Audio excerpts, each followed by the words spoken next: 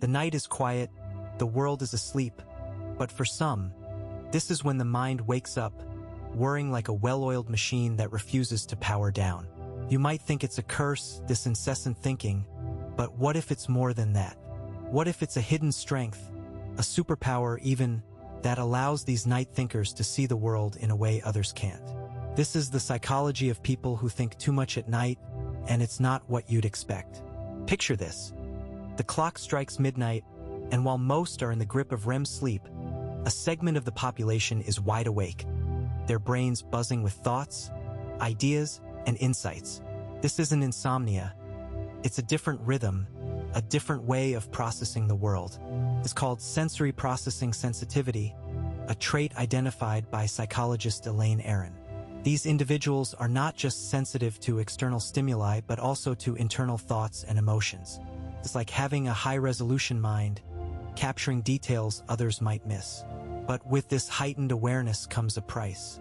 Socializing drains them. It's not just tiredness. It's a feeling of their battery slowly leaking, percent by percent, with every forced smile.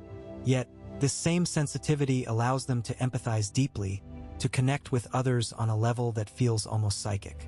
They're the ones who notice the subtle shifts in mood, the unspoken words, the hidden emotions. But there's more to this story. This intense thinking isn't just about processing the day. It's about seeking meaning, a concept philosopher Viktor Frankl called the will to meaning. For these night thinkers, the quiet hours are a sanctuary, a time to reflect, to question, to understand. It's a form of self-determination, a way to exert control in a world that often feels chaotic. But what drives them to seek this meaning? What fuels this relentless quest for understanding? That's where things get even more interesting. As we delve deeper into the psychology of night thinkers, we'll explore how this trait can lead to remarkable creativity, innovation, and even wisdom. But first, let's understand the mechanics of this nocturnal mind. What happens in the brain during these late-night thinking sessions? And how does it shape the way these individuals see the world? Stay with us as we uncover the science behind the night thinkers. The night, often perceived as a time for rest, transforms into the great gap for those who think too much. It's the only stretch of the 24-hour cycle that has stubbornly evaded the economy's grasp. Unlike the structured routine of the day, filled with work, school, and social obligations, the night remains a vast, uncharted territory. It's a time when the world slows down, and the mind, unshackled from the day's relentless pace, begins to wander. This phenomenon aligns with what philosopher Gaston Bachelard termed as la poétique de l'espace, where the night becomes a space for introspection and contemplation, a realm where the mind can roam freely, unburdened by the day's demands. It's not just about the absence of light, but the presence of a unique mental landscape that emerges when the world retreats into slumber. For these night thinkers, the great gap is not a void but a canvas. It's a time when they can process the day's events, dissect conversations, and ponder existential questions.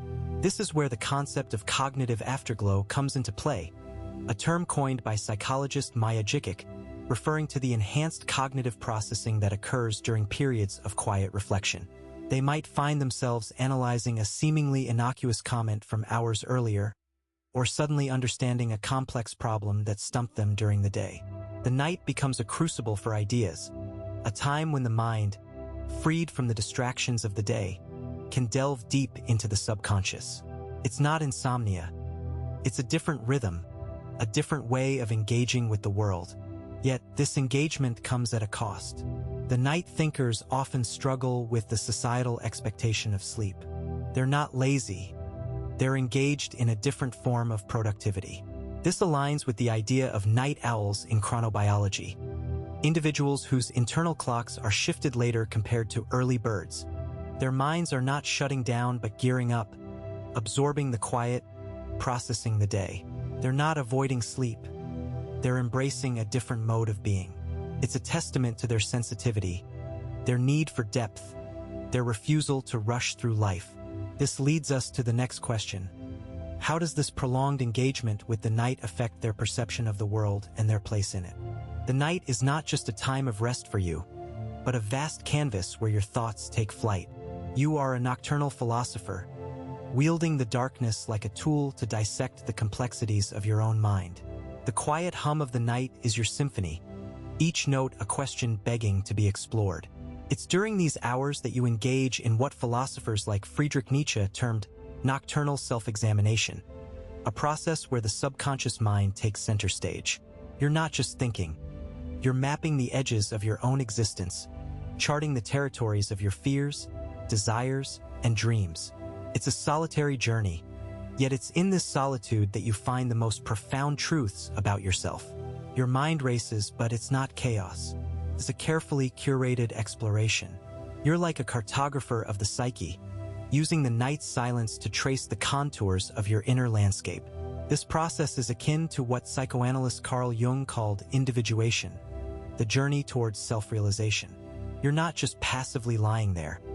You're actively engaging with your thoughts, turning them over like stones in a stream, examining each one for the insights hidden beneath. It's a process of self-discovery, a way of understanding who you are in the grand scheme of things. The night is your laboratory, and your thoughts are the experiments that reveal the secrets of your soul. The night offers a unique perspective. Without the distractions of the day, you're free to explore the deeper questions of life. It's a time of introspection, a chance to step back from the noise of the world and listen to the whispers of your own mind. You're like a detective, piecing together the clues of your existence, trying to make sense of the puzzle that is you. This process is not just about understanding yourself. It's about understanding your place in the world.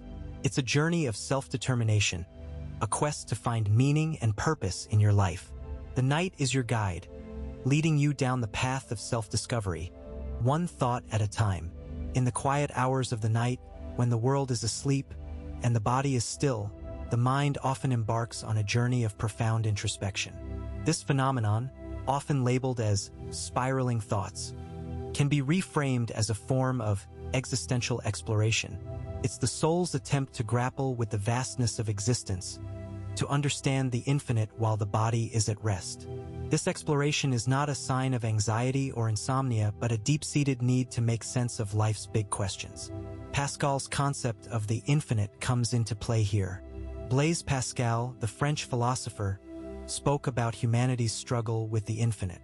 In the stillness of the night, people who think too much are essentially grappling with this infinite, trying to understand their place in the universe.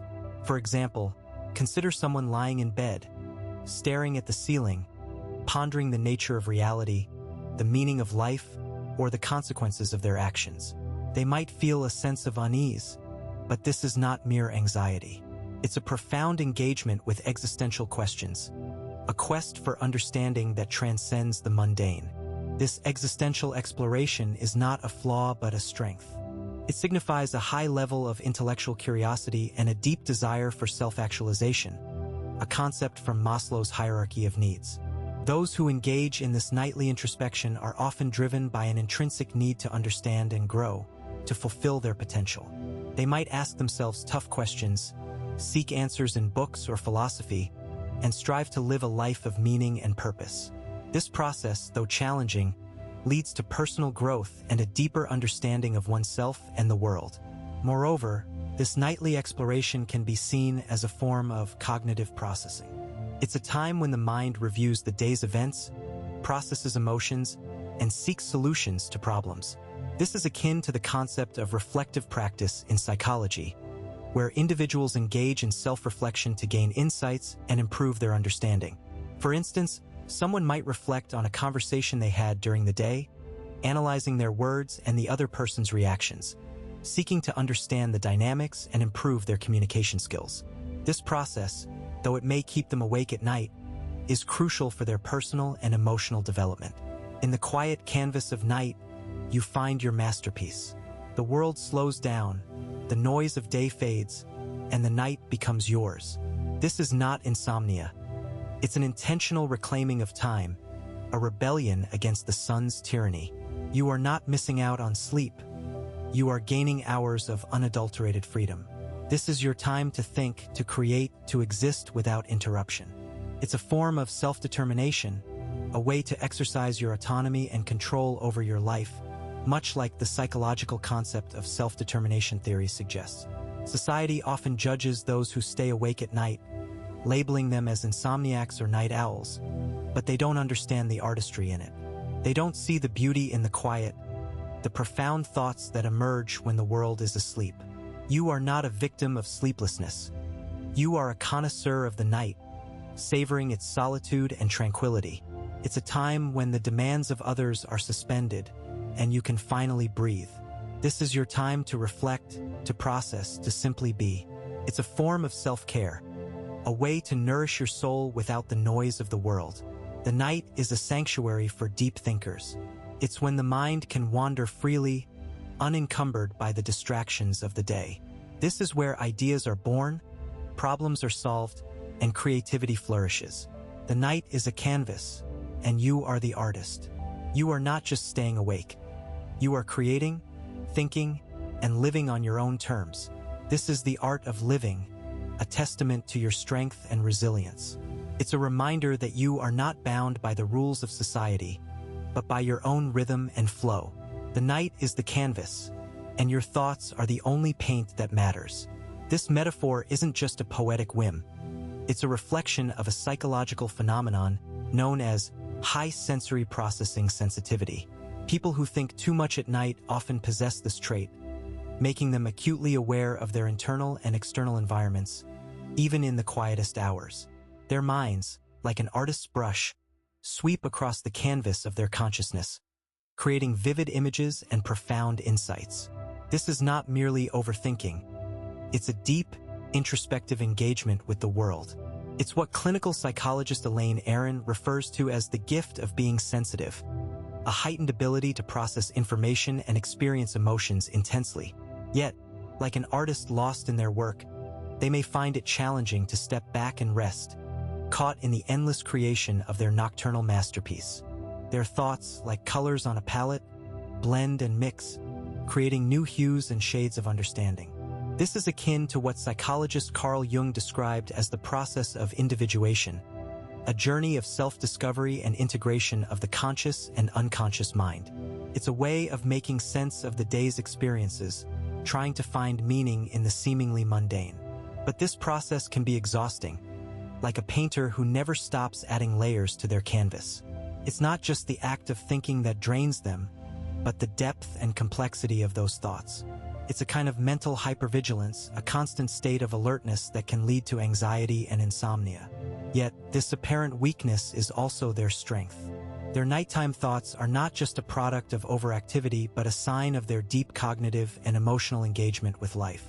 It's a form of creative incubation, a process where the subconscious mind works on problems and ideas, often leading to sudden insights or solutions. This is what psychologist Mihai Csikszentmihalyi calls flow in its nocturnal form, a state of complete absorption in one's thoughts. But this flow comes at a cost. It's a delicate balance between creativity and exhaustion, between insight and insomnia. It's a dance on the edge of a razor, where the night is both their muse and their tormentor. And as the first light of dawn begins to creep into the room, they are left with a choice: to rest or to keep painting, knowing that soon, their canvas will once again be bathed in the light of day. In the quiet hush of night, when the world slows its relentless pace, there exists a unique breed of individuals who find their most authentic selves. This phenomenon is often misunderstood as insomnia or anxiety, but it's more accurately aligned with the psychological concept of sensory processing sensitivity. Coined by psychologist Elaine Aron, this trait describes individuals who process information deeply and are more aware of subtleties in their environment. For these people, the nighttime isn't a curse, it's a sanctuary. Consider the case of Clara, a graphic designer who feels most creative after midnight. The day is a blur of meetings, emails, and constant stimulation, leaving her little room to think. But when the world finally quiets, her mind awakens. It's not that she's troubled. It's that the noise of the day has finally subsided, allowing her to hear her own thoughts. This aligns with the concept of self-determination theory, which posits that humans need autonomy, competence, and relatedness to thrive. For Clara, The night provides the autonomy she craves, a space where she can explore her ideas without interruption. The night also offers a unique form of solitude that is increasingly rare in our hyperconnected world. It's a time when the constant demands of social interaction cease, allowing for introspection and self-reflection. This aligns with the philosophy of Friedrich Nietzsche, who believed that solitude is essential for creative and intellectual growth. In the quiet of the night, these individuals can engage in what Nietzsche called the labor of the spirit, a process of self-examination and self-improvement. Moreover, the night is a time when the brain's default mode network, responsible for self-referential thoughts and mind-wandering, is most active. This is not a sign of dysfunction, but rather an opportunity for these individuals to engage in what psychologists call constructive worry, a process where they can problem-solve and plan for the future. So, when the world is finally quiet enough, it's not a sign of trouble. It's a sign that these individuals are finally free to exist in their most authentic and creative form. As the sun rises, so do they, not with the world, but with a unique perspective. Their nighttime overthinking, far from being a curse, is a testament to their depth of thought and empathy. It's a form of what psychologist Elaine Aron calls high sensory processing sensitivity, a trait that allows them to process information deeply and effectively. This sensitivity is not a weakness, but a strength, enabling them to navigate the world with a level of understanding that others might miss. They may feel drained by social interactions, but it's because they're absorbing more than just words. They're picking up on emotions, nuances, and unspoken messages. Like a sponge, they soak up the world around them, and sometimes they need time to wring out the excess. This is not laziness, but a necessary period of reflection and integration. Their nighttime rumination is not a sign of anxiety, but a form of what Jung called active imagination. It's a time when the conscious and unconscious mind meet, allowing them to work through problems and gain insights that they might not have during the day. It's a time of creation, not destruction. So, if you're a nighttime thinker, embrace it. You're not alone. In fact, some of the greatest minds in history were night owls. And if you're not, try to understand. The world needs more deep thinkers, more people who can process information thoroughly and come up with innovative solutions. If you found this exploration of the psychology of nighttime thinkers helpful, consider sharing it with someone who might need to hear it. And if you're curious about other aspects of human psychology, stay tuned.